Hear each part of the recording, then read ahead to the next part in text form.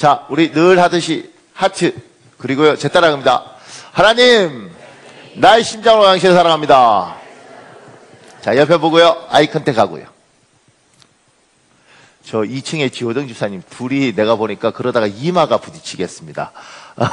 자, 아이 컨택 하고요. 예수 그리스도의 심장으로 당신을 축복합니다. 자, 반대편 보고요. 예수 그리스도의 심장으로 당신을 축복합니다. 고맙습니다. 자, 우리 이달의 말씀하겠습니다. 모든 지킬 만한 것 중에 더욱 내 마음을 지키라.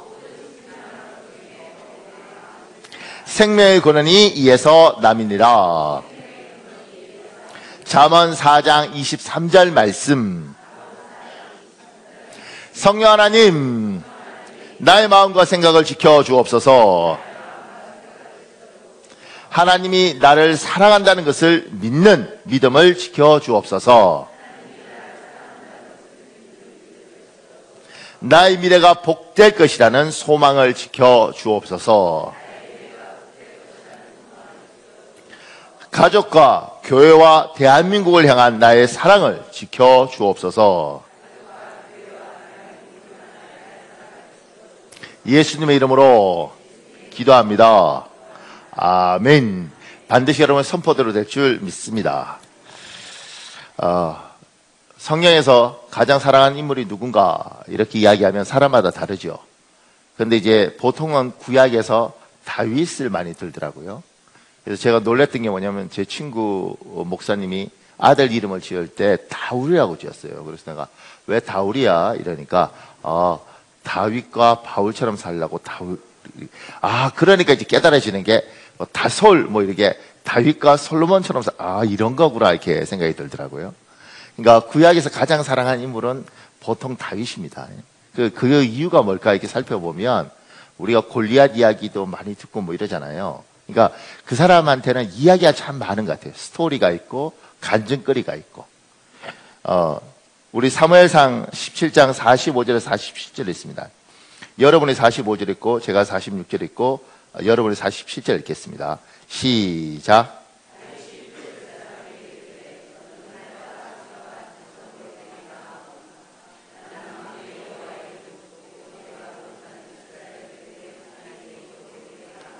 오늘 여호와께서 너를 내 손에 넘기시리니 내가 너를 쳐서 내 목을 베고 블레셋 군대의 시체를 오늘 공중의 새와 땅의 들짐승에게 주어 온 땅으로 이스라엘에 하나님이 계신 줄 알게 하겠고.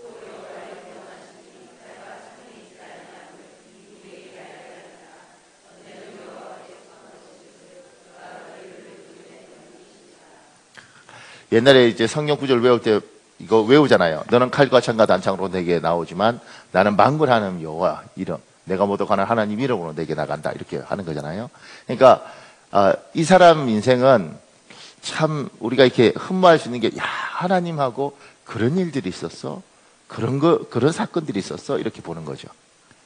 사랑하는 여러분, 여러분 인생에 간증거리 있는 인생이 되시길 예수님으로 축복합니다. 이거 구분 잘 하셔야 됩니다. 이거 구분 잘 하셔야 됩니다. 그러니까 간증거리하고 자랑거리는 끊임없이 구분할 필요가 있습니다. 자랑거리는 나를 드러내는 것이고 간증거리는 하나님을 드러내는 겁니다. 그러니까 요거 구분 잘못하면 교회에서 간증거리가 자랑거리가 되고 그리고 이 간증거리가 재수없는 게 되는 거예요. 구분 잘 하셔야 되고 간증거리를 자랑거리로 착각해서 자꾸 간증거리를 죽여버리는데 그렇게 하면 교회가 복이 없습니다. 하나님 영광이 드러나지 않습니다. 간증거리는 자꾸 이야기를 하고 하나님을 높여야 되는 거예요. 심지어 밥도 사고 떡도 사야 되는 겁니다. 이게 무슨 말이냐면 이제 만약 우리 아이들 중에 누가 공무원이 됐다. 공무원 시험 굉장히 어렵잖아요. 그죠? 근데 이제 이렇게 하면 자랑거리가 되는 거죠. 우리 애가 머리가 좋잖아. 이러면서 엄마 닮았지. 이렇게 가면 이게 이제 자랑거리가 되는 거죠.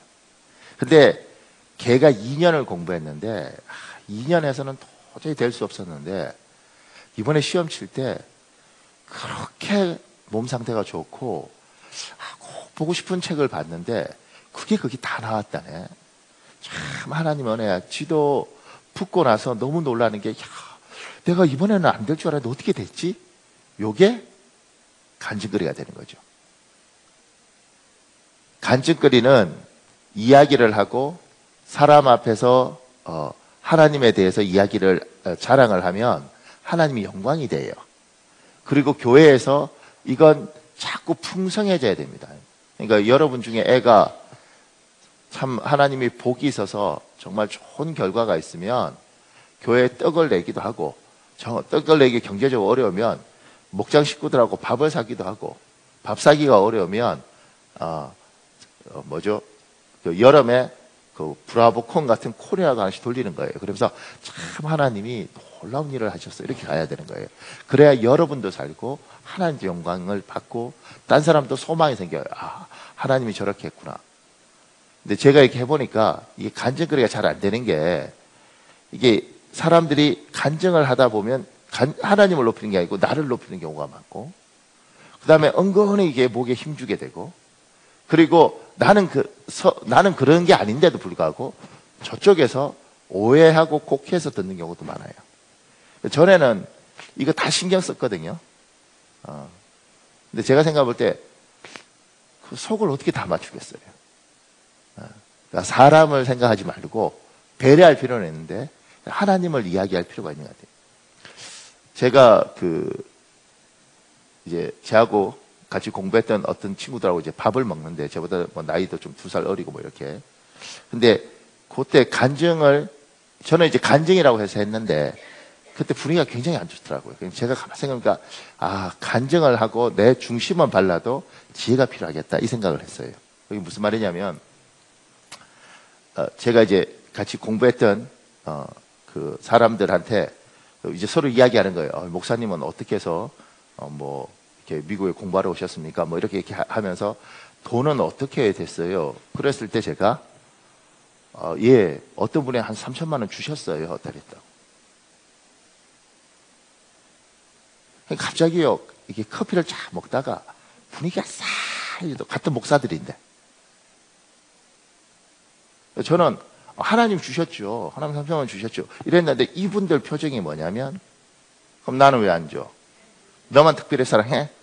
재수없어. 이렇게 가더라고요. 그러니까 분위기가 이렇게 싸하더라고요. 그때 저는 별 생각 없이 이야기를 했죠. 그러니까 이 사람 속도 좁고 저도 지혜가 없으니까 하나님 하신 예쁜 일이 저는 축 그냥 너무 이렇게 가볍게 던져버리고 저쪽은 재수없는 놈 이렇게 받더라고요. 우리 다 목사였어요. 지금 생각해보면 제가 이번 어떤 사람 만났는데 그 사람 그러더라고요. 목사님, 저는 이 학교에 들어오기 위해서 13년을 기도했습니다. 13년을 기도하고 대출 받아서 공부하러 왔습니다. 이러더라고요. 그거 듣고 기분 안 나쁘더라고. 재수 없이 안 보이고. 나에게 다시 한번 기회가 있다면 누가 그러면, 제가 정말 소망했는데 저희 집은 돈이 없고 저는 도저히 갈 수 없다고 생각했는데 정말 하나님의 은혜로 누군가가 제가 너무 간절히 소원했는데 하나님이 이렇게 주셔서 제가 공부를 했습니다. 이렇게 말을 했으면 훨씬 괜찮았을 것 같아요. 근데 그때는 나이도 좀 어리고 이러니까, 어떻게 오셨어요? 3천만 원 누가 줬죠. 이렇게 하나님의 은혜죠. 그런데 이게 들으면서 기분이 나쁜 거죠. 그러니까 하나님이, 우리 교회는 간증거리가 생각보다 굉장히 많습니다. 근데 이게 교회에 다른 사람을 배려하면서, 예를 들면 나는 이번에 너무 잘 됐는데 저 집사는 좀 덜 된 것 같아. 그러면서 말을 안 하는 거죠. 하나님 영광이 없는 거죠. 그리고 이를테면 저 집사 얼마 안 되는데 이렇게 하면서 이게 상처받을 수도 있다고. 그러니까 좋은 일이 있으면 이거 너무 배려하지 말고, 그게 오히려 모욕을 주니까 그냥 기쁜 마음으로, 하나님 감사합니다. 그리고 집사님 너무너무 잘 됐어요. 정말 기도했는데 정말 하나님 해주셨어요. 할렐루야. 정말 기도가 되는군요. 기도하면 되네요. 이걸 이야기를 해야 되는 거예요. 그러니까 다윗의 이야기는 이게 많아요. 여러분 인생에도 이런 간증거리가 풍성하시길 예수님으로 축복합니다. 그리고 착각하면 안 될 게, 간증거리는 정말 대단한 것만 생각하는데 그렇지 않습니다. 아주 사소하고 작은 것도 하나님 앞에서 나에겐 너무 절실했고 나에겐 너무 소중했는데 그 너무 절실하고 소중한 것을 응답하면 그게 간증거리가 되는 거예요. 그러니까 저 사람이 볼 때는 엄청난 것도 아니야. 스펙타클한 것도 아니야. 근데 괜찮아요. 너무 외로워서 친구를 달라고 하나님께 기도했는데 하나님이 저한테 너무 좋은 친구를 주셨어요. 그래서 제가 그 친구하고 늘 이야기하죠. 별것도 아니에요. 이 친구가 대통령도 아니고 이 친구가 장관도 아니야. 별 볼 일 없는 사람이지만 나는 너무 힘들었기 때문에 하나님 내가 너무 힘든데 나에게 말벗을 주세요. 그런데 어느 날 내가 숨 쉴 수 있는 말벗이 생겼어요. 참 기도하니까 하나님 들어주시는 감사하구나. 집사님 많이 외로우시죠? 하나님 앞에 기도하셔야 됩니다. 그럼 하나님이요 말벗 달라 그러면 말벗을 주시더라고요. 이것도 잘못하면 이렇게 굉장히 기분 나쁘십니다. 기도해야지 집사님. 내가 기도하니까 응답하잖아. 집사님 기도 안 하니까 못 받는 거야. 이렇게 하면 이제 기분 나빠지는 거예요. 그러니까 다윗의 인생을 우리가 살아가는 가장 큰 이유는 그에게 하나님의 이야기가 참 많습니다. 좋은 이야기든 나쁜 이야기든 큰 이야기든 작은 이야기든 하나님 믿는 사람에게는 하나님과 일이 계속 있어요. 아주 사소한 것 같지만 사업하는 사람들은 하나님 오늘은 얼마가 달성됐으면 좋겠는데 하나님 꼭 들어주셨으면 좋겠습니다. 하나님 그것만 보면 내가 희망을 갖고 살겠습니다. 그런데 정말 돼요. 그러면 하나님 정말 내 기도를 들어주셨구나. 저 사람이 볼 때는 웃긴 이야기일 수도 있고 저 사람이 볼 때는 굉장히 인간적인 이야기일 수도 있지만 당신들한테는 어떨지 모르지만 나한테는 너무 간절해. 그리고 나한테는 너무 소중해. 나한테는 너무 절절해. 그리고 내 힘으로 할 수 없어. 그래서 나는 전능하신 하나님께 도움을 구했고 그분이 도와주셨어. 그러면 좋아 이러는 게 아니고 이 좋은 것에 대해서 하나님을 높이고 사람들 앞에 희망을 주고 소망을 주는 거예요. 어느 날 대한민국의 간증거리가 다 죽어버렸습니다. 왜냐하면 자꾸 그렇게 자기를 드러내는 거 아니야. 그리고 교회에서 조용해야지 이렇게 해서 다 죽여버렸습니다. 그러면 은혜가 없습니다. 하나님의 교회는 하나님이 일하시는 게 있고 그 일하시는 것이 작든 크든 그 소중한 것들에 대해서 이야기가 풍성할 때 교회가 은혜가 넘치는 겁니다.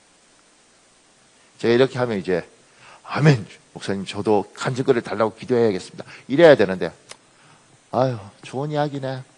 설마 내 안에 이러면 안 되는 거예요.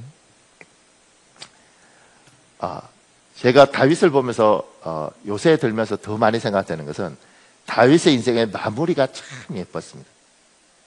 오늘 그 역대상 29장 26절 28절 제가 붙여놨잖아요. 여러분 읽어볼래요? 역대상 29장 26절 28절 시작.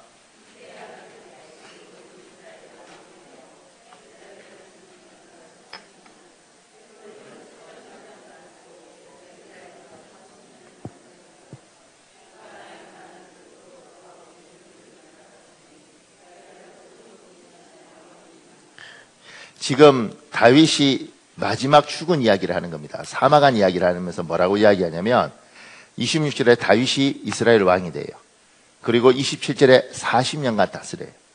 그러면서 28절에 이렇게 말해요. 그가 나이 많아 늙도록 부하고 종기를 누리다가 죽음에 그리고 아들이 왕이 돼요. 여러분 이 구절이 별로 은혜가 안 되나요? 그가 나이 많아 늙도록 부하고 종기를 누리다가 죽음에. 안 와닿군요. 사랑하는 장기수 집사님 봐봐. 장기수 집사가 나이 많아 늙도록 부하고 종기를 누리다가 죽음에. 이러기 싫어?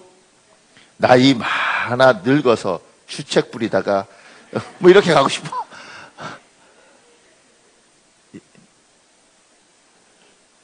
여러분 이렇게 예수를 너무 착하게 믿는 사람도 많은데 저는 여러분이 너무 순수하게 믿지 말고 좀 현실적으로 믿었으면 좋겠습니다. 이 사람은 마지막을 잘 마무리 지었단 말입니다. 그러니까 얼마나 예쁘고 반들반들하고 귀한 사람들이 잘 가다가 마무리에 망가지느냐는 거예요. 망가지고 엉망이 되는 경우도 많잖아요. 지금 우리나라 대통령이 하나는 감옥에 들어가 있고 한 사람은 지금 이제 감옥에 들어가는지 마는지 이렇게 돼 있어요. 그 전 대통령은 바위에서 몸을 던져서 세상 떠나고. 그러니까 마무리가 이게 늙어서 죽었네 이게 아니고 마무리를 잘 할 수 있는 인생이 얼마나 복된 인생인지를 성경이 이야기하고 있고 이 대한민국이 지금 보여주고 있다고요. 그 사람들은 높은 사람들이니까 그러고 우리는 뭐 평범한 서민이니까 우리는 그렇지 않다? 그렇지 않아요.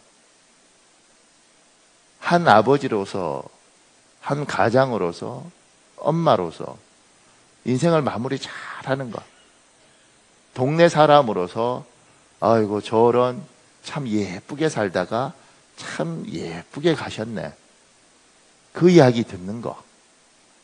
저 집사님 참 귀한 집사님이었는데 그가 나이 들어서 참 귀하게 예배 드리다가 천국 가셨네. 저 목사님 참 젊었을 때 괜찮았는데 마지막도 잘 마무리했었네. 이 이야기가요 얼마나 소중한지 몰라요. 특히 이 대한민국은 대한민국의 어떤 영적인 흐름이 그런 것 같아요. 그러니까 누군가가 하나가 잡히면 반드시 그 사람의 인생을 철저히 망가뜨려서 다시는 회복시키지 못하도록 만드는 사회. 그가 죽을 때까지 비참하게 살도록 만드는 사회. 예수 그리스도는 가늠한 여인을 어떻게든 기회를 줘서 다시 한번 살 수 있도록 해주는 게 예수 그리스도의 인생이고 하나님의 인생이고, 이 세상은 한번 걸리면 철저히 밟아서 다시는 회복 못하게 만들고 구제불능으로 만들어서 평생을 쩔뚝쩔뚝 걸고 살도록 만드는 게 이 땅 같아요. 그 위에 영어로 이게 켄 데이비스라는 사람이 이게 코미디언이에요. 이게 근데 그 사람이 한 말 중에 이거 제가 아무리 번역을 하려도 이렇게 예쁘게 번역 안 되더라고요. 인생은 시상식이 아니라 결승선이다. 이게 정확하지 않아요. Life does not have a winner's circle, just a finish line 이렇게 돼 있는데 이 의미가 설명이 좀 많이 필요해요. 이게 지금 무슨 말이냐면 많은 사람들이 이렇게 그러니까 금메달, 은메달, 동메달 따려고 막 죽도록 불법도 다 하고 편법도 쓰고 사기도 치고 지금 중요한 건 뭐냐면 끝까지 가서 메달 따는 거니까 이제 그렇게 산다는 거예요, 인생은. 근데 여기서 말하는 건 뭐냐면 그거 없다는 거지, 인생에. 금메달, 은메달, 동메달 이런 거 없고 그냥 마지막 결승선이 있다는 거예요. 그러니까 편법 뭐 이런 사기 뭐 이런 거 치면서 막 금메달 따려고 막 뛰어가지 말고 마지막까지 해서 완주를 하라는 거예요. 반칙하지 말고 불법하지 말고, 그래서 뭐 쇼트트랙 이런 것처럼 이렇게 1등 해도 잘못됐으니까 쫓겨나고 이런 거 하지 말고 마지막까지 잘 달려서 결승전에서 야 제가 잘 들어왔네, 불법하지 않고 잘못하지 않고 10km 마라톤이면 10km 42.19면 42.19를 잘 마무리했네. 요걸 용어가 있습니다. Finish well. 잘 마쳤네. 다윗은요 젊었을 때 이상한 짓도 많이 했는데 잘 마쳤어요. 인생이 마지막이 예뻤다고요. 아니 얼마나 더 예뻐. 그가 나이 많아 늙도록 푸하고 종기를 누리다가 죽었어요. 아들에게 잘 왕위를 물려줬어요. 뭐 더 어떻게 더 잘 살아. 여러분과 내가 살아가면서 인생에서 금메달, 은메달, 동메달 이걸 향해서 뛰어가는 것이 아니고 마지막까지 난 이 코스를 완주한다. 그것도 불법하지 않고 반칙하지 않고 잘 완주한다. 이게 성경이고 이게 하나님의 방식입니다. 근데 우리 사회는 그게 아니잖아요. 어떻게든 금메달을 따야 되고 2등은 의미 없으니까 어떤 수단과 방법을 써서라도 금메달을 따기 위해서 노력하는 거잖아요.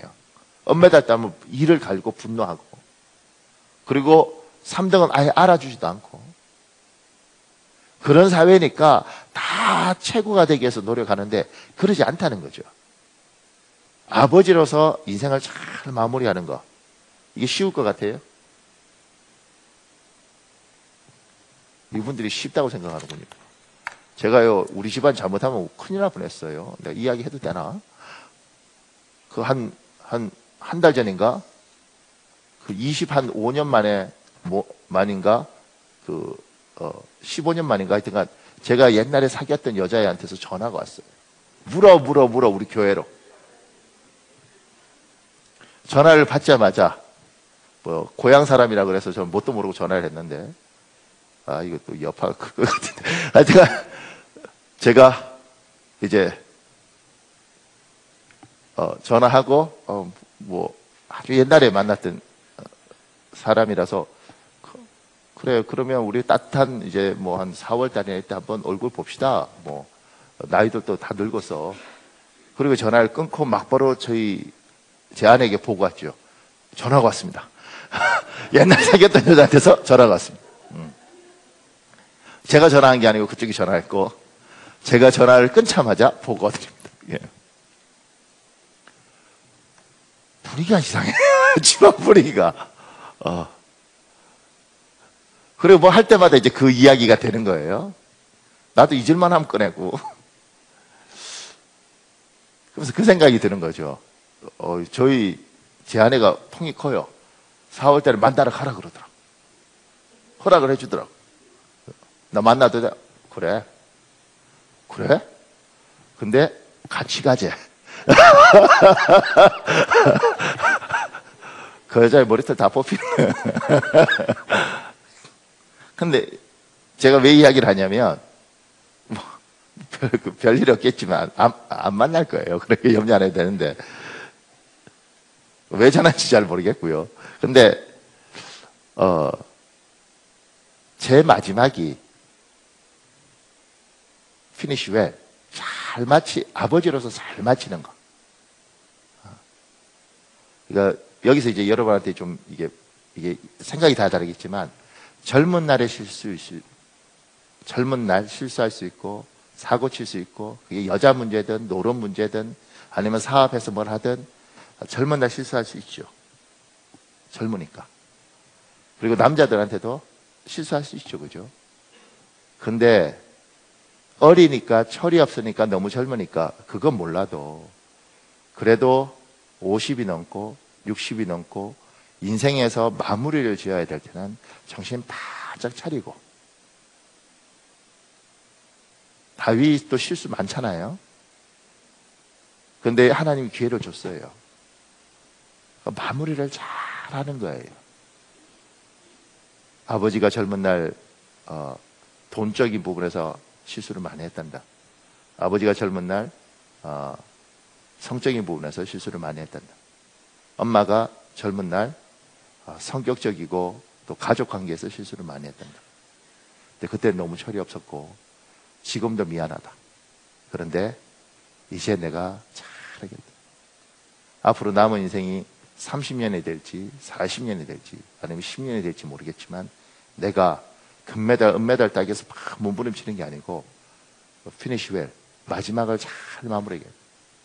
그래서 내 무덤가에서 너희들이 우리 아버지 참 진짜 한성질 했는데 참 나이 들어서는 어떻게 그렇게 사람이 변하셔서 참 그래도 애쓰시다 가셨지.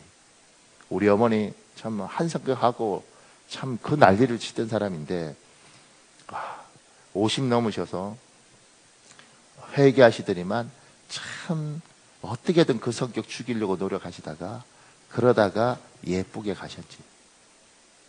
이게 뭐 엄청난 돈을 벌고 사업을 이루고 대통령을 하고 이게 아니고 이게 피니시 웰이라고요. 이게 마무리를 잘하는 거예요. 다윗의 인생이 흠모받아야 될 게 왕이 된 게 아니고 마지막에는 젊은 날에는 참 실수를 많이 했지만 마지막은 마무리를 참 잘 짓고 간 거죠. 예수 믿는다고 이게 그걸로 다 끝나는 게 아니잖아요. 예수를 믿어도 마지막을 참 예쁘게 보내지 못하는 목사로서 수없이 많은 선배들, 그리고 같은 남자로서 수없이 많은 남자들, 아버지로서 제가 보면 수없이 많은 아버지들이 있더라는 거죠. 지금 이 대한민국에서 일어나는 여러 가지, 그 예수 안 믿는 사람들, 또 사회에 있는 일들이 그냥 저기는 저기고 교회는 교회가 아니고요. 저 사람들 속에서 우리는 기독교인으로서 하나님의 사람으로서 하나님의 눈으로 그걸 볼 수 있어야 돼요. 야, 저렇게 대통령 후보가 되는 사람도 아버지로서 완전히 낙제가 될 수가 있고, 남편으로서 완전히 낙제가 될 수도 있고, 친구로서도 완전히 낙제가 될 수가 있고. 저 사람은 지금 금메달을 향해서 갔는데 그게 중요한 게 아니고, 더 내가 있는 이 트랙을 벗어나지 않고, 그리고 10등을 하든 30등을 하든 마지막까지 열심히 달려서 정확하게 마무리를 짓는 제. 사랑하는 여러분, 하나님이 여러분의 마지막을 이 다윗처럼 복되게 마무리할 수 있게 인도하여 주시길 예수님 이름으로 축복합니다.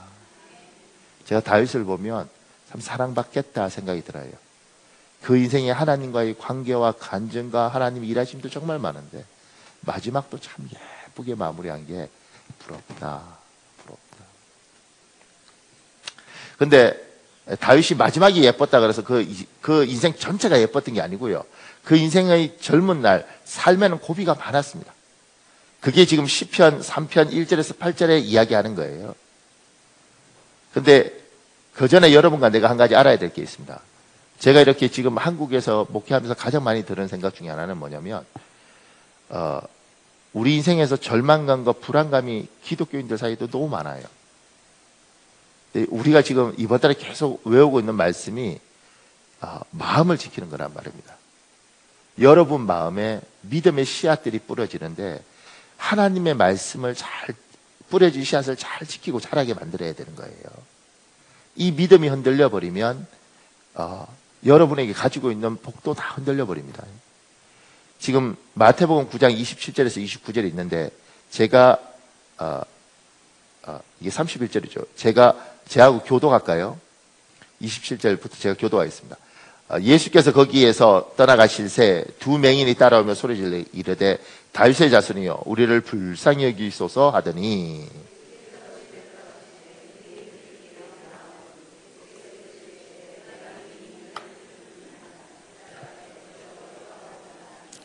이에 예수께서 그들의 눈을 만지시며 이르시되 너희 믿음대로 되라 하시니,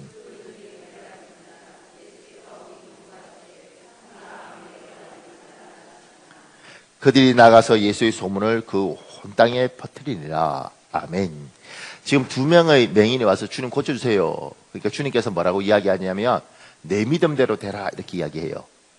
그러니까 성경이 지금 굉장히 중요한 게 뭐냐면 네 믿음이 어떻든 간에 내가 알아서 할게 이렇게 말하지 않고요. 주님은 고쳐주겠다는 거죠. 주님은 결정하셨어요. 고쳐줄게. 그런데 이제 너희 믿음대로 되는 거야 이렇게 말씀하시는 거예요. 이해 가십니까? 나는 이미 결정해서 고쳐줄게. 근데 너희 믿음대로 되는 거야. 그러니까 네 믿음이 고칠 거라고 믿으면 고쳐지는 것이고 안 고쳐질 거라고 믿으면 안 고쳐지는 거야. 왜냐하면 나는 이미 결정했어. 하나님이 우리에게 하나님의 백성으로 부르시면서 얘야 내가 반드시 너를 축복하겠다. 얘야 내가 반드시 너를 내 백성으로 삼겠다. 얘야 반드시 내가 너를 기억하겠다. 이거 하나님 결정이 끝난 거예요. 그럼 여러분만 안 흔들리면 된다고. 근데 우리들 마음이 흔들려요. 왜 주일날 말씀을 듣느냐면 여러분의 흔들리는 마음을 때로는 다시 하나님 말씀이 와서 잡아주는 거예요. 우리의 믿음을 다시 확인시켜 주는 거예요. 주일날 예배 가운데 왜 예배가 소중하냐면 예배 가운데 말씀을 듣는 가운데 다시 내 안에 있는 것들 마음을 보고 야 내가 하나님이 주셨던 마음 하나님 주셨던 그 소망들을 지키고 있는지 아니면 다른 것들이 들어와서 잡초가 들어오고 쓰레기가 들어와서 이게 다시 흔들리는지 보는 거라고요. 주님께서 그래 내 믿음대로 되라 이러면 어떻게 될 것 같습니까? 너의 가정이 너의 믿음대로 되라 그럼 어떻게 될 것 같습니까? 너의 사업장이 너의 믿음대로 되라 그럼 어떻게 될 것 같아요? 너의 미래, 결혼, 앞날 이런 것들이 내 믿음대로 되라. 그럼 어떻게 될 것 같아요? 잊지 마십시오. 예수께서 십자가에 달려 돌아가실 때는 얘야, 내가 너를 위해서 죽어줄게. 너의 고난과 너의 어려움과 너의 아픔을 위해서 내가 대신 죽어줄게. 그리고 내가 너에게 생명을 주고 소망을 주고 희망을 줄게. 이게 십자가예요.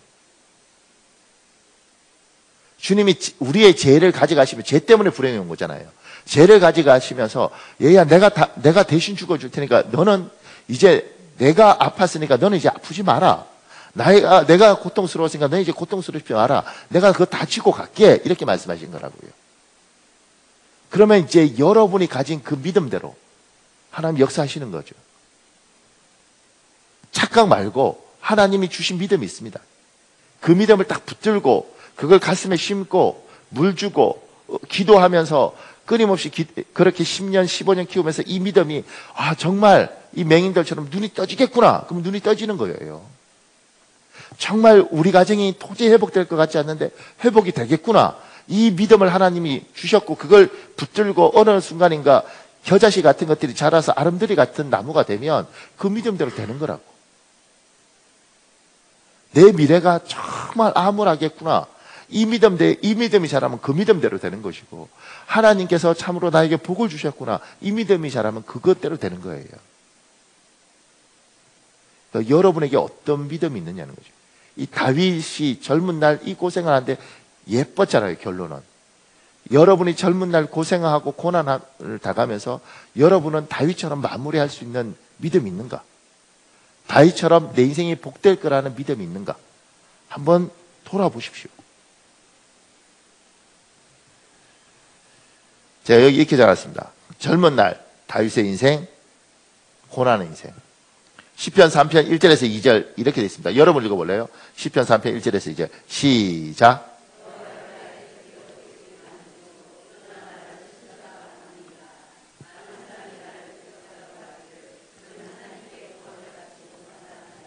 혹시 우리들 중에 이 말이 꼭 내한테 맞는 말이 있습니까?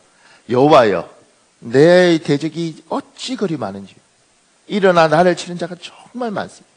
많은 사람이 나를 대적하여 말하기를 너는 하나님께 구원을 받지 못한다. 너 인생 끝났어야. 너 소망 없어야. 네가 될 것 같아? 이런 이야기들을 듣느냐는 거예요. 그리고 그걸 받아들이면 그게 내 믿음이 되는 거예요. 받아들이면 안 되는 겁니다. 다윗은 이 믿음과 싸움을 했지요. 사람들이 다윗 보고 끝났어야. 너 안 돼야. 근데 다윗은 뭐요? 15살 때 사무엘이 기름 부으면서 너 왕 될 거다? 너 왕 될 거다. 네 장인이 널 죽이려고 해도 너 왕 될 거다. 사람들이 천만에 일어나서 널 치더라도 너 왕 될 거다. 하나님께서 너 왕으로 삼으셨어.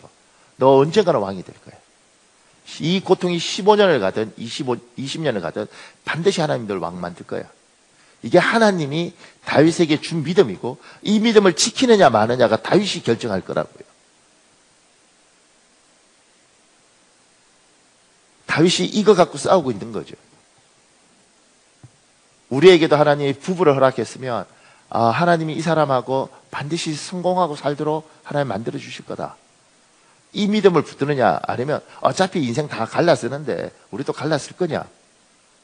이 부분에 대해서 여러분에게 어떤 믿음이 와서 흔들고 있는지 보셔야 됩니다. 하나님이 나에게 이 아이를 주셨으면 반드시 하나님의 자녀이면 하나님이 복을 주실 것이다. 이 믿음이 있는가? 예수를 믿고 애를 낳아도 애 하는 꼬라지 보니 이거 미래가 없어. 이 믿음이 나에게 있는가? 우리 예수 믿고 다 천국 가요. 이 땅에서 어떤 믿음을 갖고 살고 있느냐는 거예요. 나에게 오는 고난에 대해서 나는 어떻게 보고 있느냐는 거예요. 제가 걱정하는 건 우리 수원은 잘 살잖아요. 삼성이 잘 버텨줘서. 근데 거제도는 엉망이랍니다. 울산도 지금 많이 힘들다고 그래요. 수원은 어떻게 될까 앞으로? 지금은 잘 살지만 이게 10년을 버틸까 20년을 버틸까? 3년 후에 위기가 오면 어떻게 될까? 그런 고민을 저는 합니다.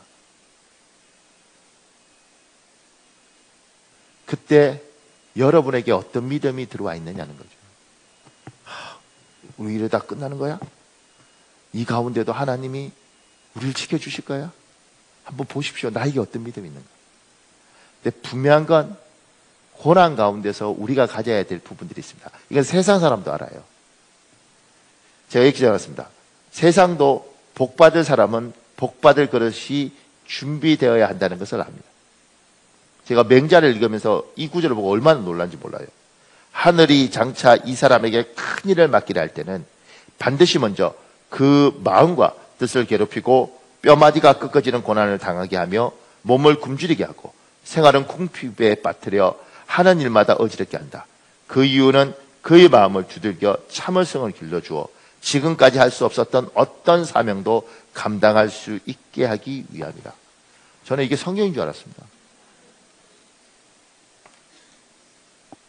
다윗이 이 고난이 겪을 때 잊으면 안 될 것이 뭐냐면 하나님 나를 왕으로 이미 계획하셨어요.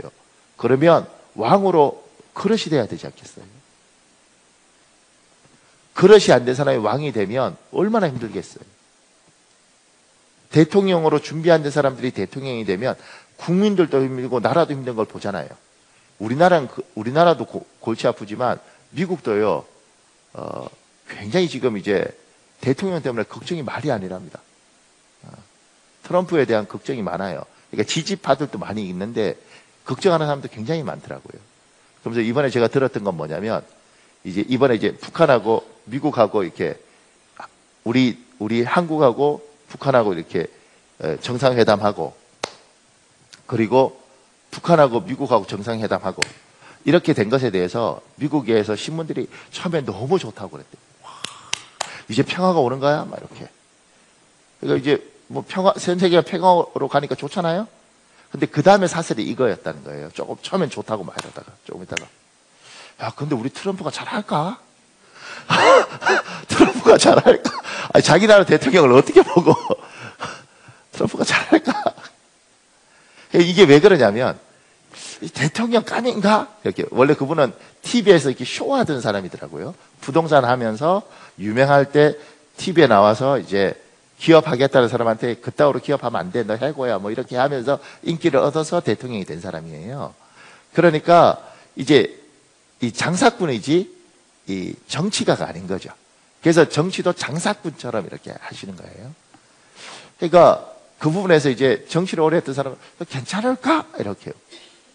그러니까 뭐 잘할지 안 잘할지는 역사가 다 끝나봐야 알겠지만 될 사람이 되면 모두가 편한데 되지 않을 사람이 되면 어쩌면 뭐 이거 제가 제대로 판단하는지 모르지만 다들 이렇게 불안해하는 거죠. 그러면 그 자리에 가기 위해서는 충분히 훈련되고 준비된 사람이 왕이 되는 거예요.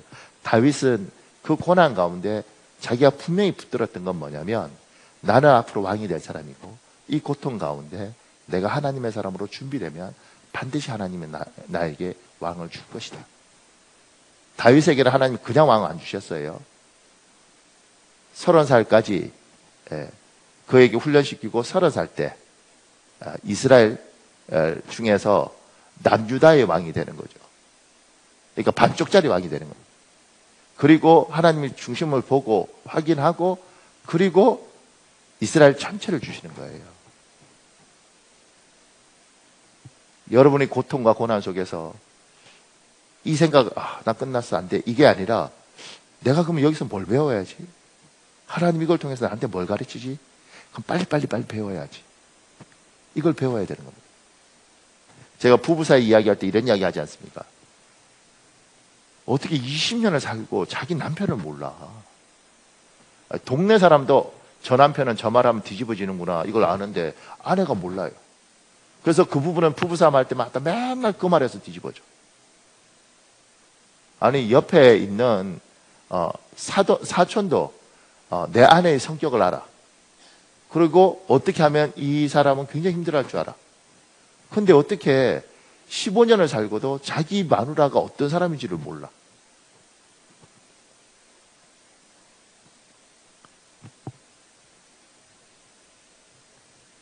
부딪힐 때 아, 이게 뭐지?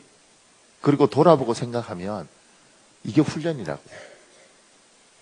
이게 훈련이에요. 그러니까 교회 안에서도 교회 안에서 어떻게 내하고 성격 맞는 사람하고 하면 살겠어요. 성격이 다 다른데 딱 보면 몰라.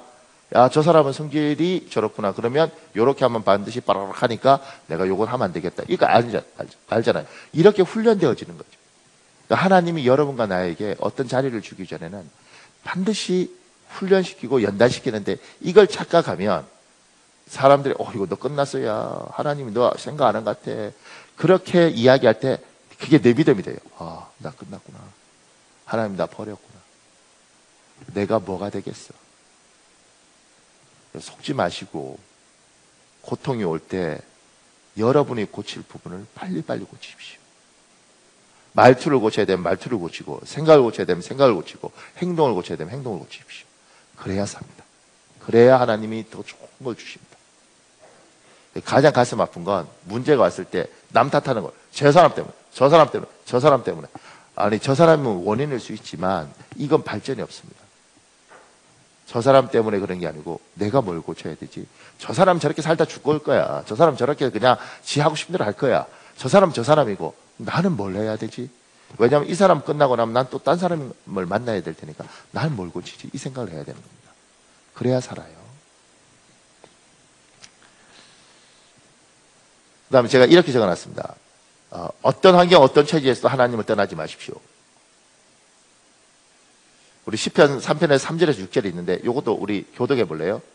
여호와여, 주는 나의 방패시요 나의 영광이시요 나의 머리를 드시는 자이시니이다.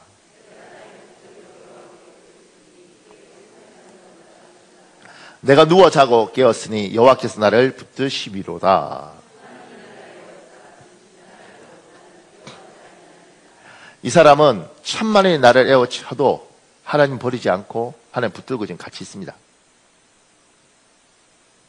어려움이 오고 고통이 오면 하나님의 사람들 중에 반드시 축복하실 여호와, 반드시 내 마지막을 좋게 하실 여호와를 기다리지 못하고 하나님을 떠나는 경우가 있고, 하나님 안 떠나도 교회를 떠나는 경우가 있어요.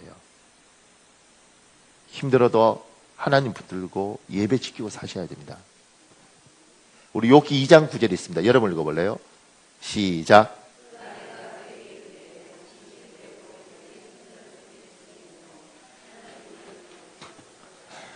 제가 볼 때 욥의 아내가 한 말은 정확히 해요. 뭐냐면 그래도 자기의 순전을 굳게 지키느냐 하나님을 욕하고 죽어라.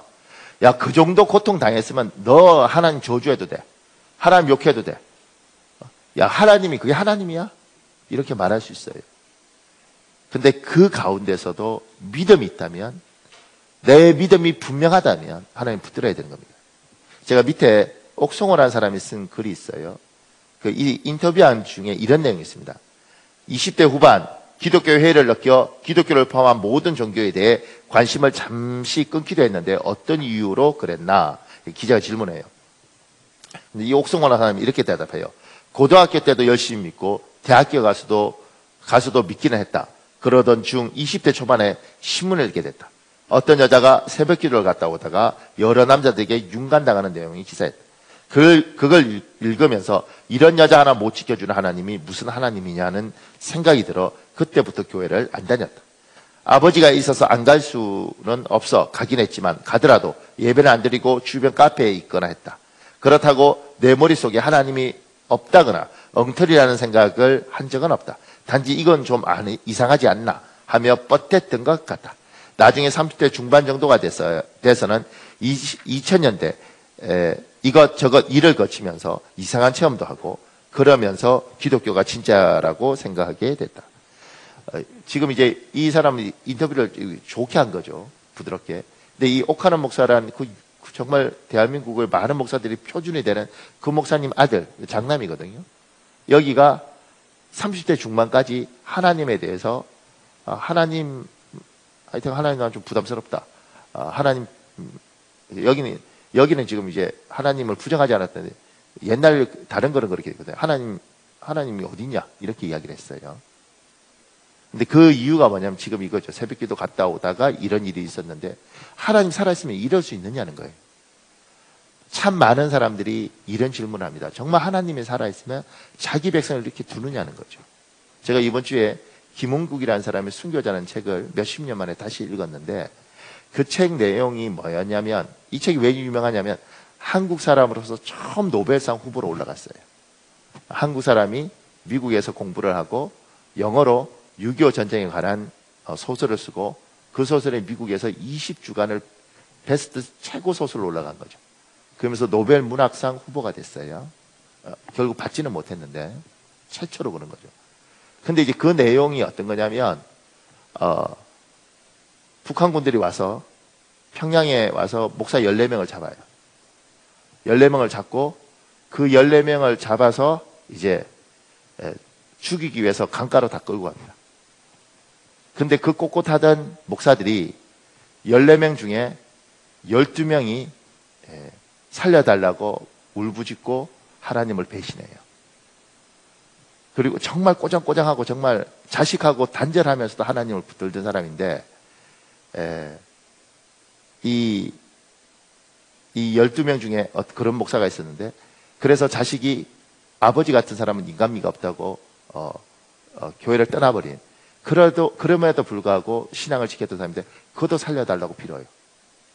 그리고 이 목사를 존경하던 12명 말고 둘 중에 한 명의 목사가 그 목사가 살려달라고 배신하는 모습을 보고 이 목사가 정신이 돌아버립니다.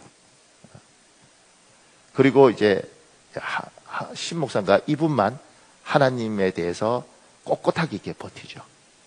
그런데 그때 인민군 이 사람이, 그러니까 살려달라고 한 사람 살려주고 배교하지 않은 이 사람을 죽여야 되는데 정신을 돈 사람은 죽이지 않는다고 살려주고 이 사람을 놔두고 살려달라고 한 12명을 총으로 다 쏴 죽입니다.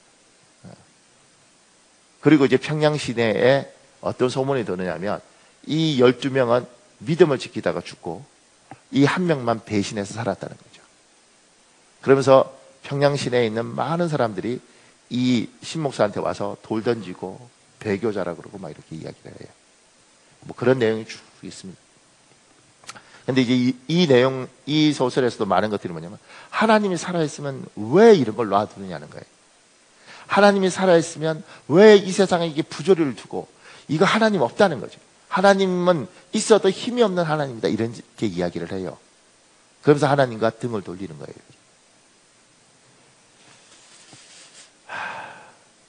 그러니까 여러분과 내가 살면서 도저히 이해할 수 없는 일들이 이 땅에 많죠. 그럼에도 불구하고 그 가운데도 하나님이 우리에게 질문하죠. 너는 나를 믿느냐? 세상이 다 하나님 어딨냐고, 세상 보라고, 하나님이 살아있으면 이러면 안 되지 않냐고. 그럼에도 불구하고 하나님을 마지막까지 붙들고 산 사람, 그들에게 주님은 절대 실망을 안겨주지 않습니다. 자기를 신뢰했던 백성을 하나님은 결코 버리지 않습니다. 다윗은 그 하나님을 붙든 거죠. 1000만인이 나를 둘러쳐도 나는 하나님 배신하지 않는 거예요.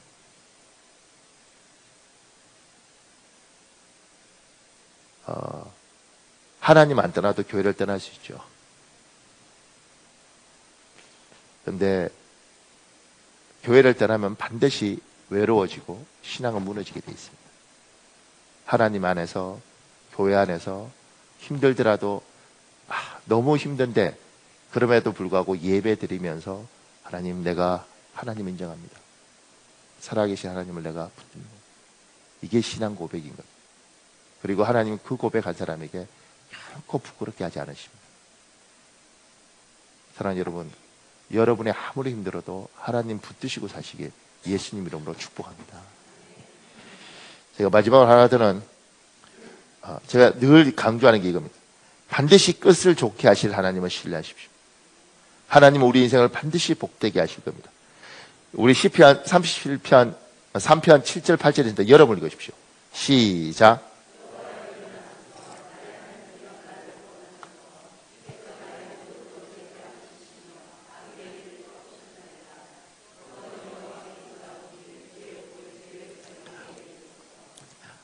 지금 다윗이 그러죠. 여호와 일어나소서 나의 하나님이여 나를 구원하소서 주께서 나의 모든 원수의 뺨을 치시며 악인의 일을 꺾으셨나이다.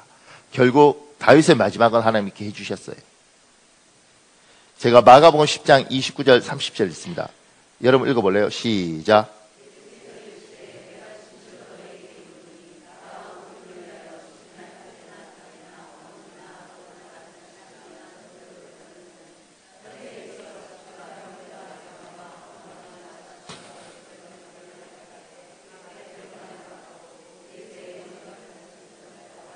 아멘. 하나님은 반드시 자기 백성들에 대해서 책임지시고 하늘에서 부끄럽게 하지 않을 뿐만 아니라 이 땅에서도 부끄럽게 하지 않습니다. 여러분이 굉장한 상을 바라보고 금메달, 은메달 이 세상 사람들이 말하는 것처럼 그거 말고 잘 마무리하기 위해서 인생의 반칙하지 않고 위반하지 않고 나는 마지막 42.19km면 저 결선선을 나는 무사히 통과한다. 목표를 다르게 잡는 거예요. 그리고 남들보다 느리지만 더디지만 후줄이 뛰는 겁니다. 그리고 저 결승선에 내가 예쁘게 마무리하겠다. 통과하겠다. 근데 제가 여기 보면 이제 그런 예가 있어요. 지금 윤한기 씨가 쓴 글에 이런 게 있습니다. 사람들이 묻곤 한다. 그 좋은 가수를 왜 그만두었냐고. 왜 성직자라는 길을 택해서 사서 고생을 하느냐고. 눈에 보이는 것만 생각하면 그 질문은 당연한 것이다. 나는 가수 윤한기에서 목사 윤한기가 되면서 돈도 인기도 경력도 내게 익숙했던 모든 것을 다 버렸다. 나는 어느새 늙고 사람에게서 잊혀지고 예전에 비해 많이 가난해졌다. 그뿐인가 여전히 신학교 운영과 사역으로 몸이 10개라도 모자랄 정도로 바쁘게 지내고 있다. 목사 윤한기가 되어 무엇을 얻었냐고 묻는다면 눈에 보이는 것으로는 드러낼 것이 없다. 작년에 온 가족이 막내 손자의 돌을 맞아 한자리에 모여 슬하의 5 아이가 모두 짝을 이루어 손자 손녀를 보았으니 우리 식구들만 해도 20이 넘는다. 한번 모일 때마다 그 대가족이 안부를 묻고 떠들어대니 얼마나 소란하고 신이 나는지 모르겠다. 게다가 딸이 넷이니 오죽 할 말이 많겠는가. 막내 손자를 품에 안고 축복의 기도를 해주고 보니 식구들이 정답게 이야기하며 웃음꽃을 피우고 있다. 그 축복의 식탁에서 청계천 거지였던 어린 시절의 나도 있고 일찍 부모를 여의고 외로움에 눈물 짓던 소년 윤한기도 있다. 방황하던 젊은 날에 나도 함께 있다. 그러나 그들은 더 이상 외롭지 않고 울지 않는다. 어린 아이는 추위와 굶주림이 무엇인지 모르고 옹석을 부리고 있고 소년은 사랑하는 부모님과 눈을 마주치고 무엇인가 열심히 이야기하고 있다. 그리고 젊은이는 자기의 삶의 자리에서 하나님의 인도하심을 받아 성실하게 살고 있다. 그들의 환한 웃음으로 식탁은 봄볕처럼 따뜻하고 눈이 부셨다. 내가 무엇을 더 바라겠는가. 이미 나는 충분히 아니 넘치게 받았다. 돌아보면 내가 살아온 시간들이 꿈결 같을 때가 있다. 꿈이라고 하기에는 받은 것이 너무 분명하고 놀라워 증가하지 않을 수 없어서 나는 목사가 되었다.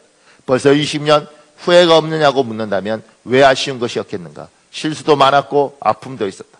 하지만 하나님의 일은 하면 할수록 넘치고 풍성해지는 은혜가 있다. 그 은혜를 한번 맛본 사람은 세상에 대해서 눈을 감고 귀를 막고 입을 닫게 된다.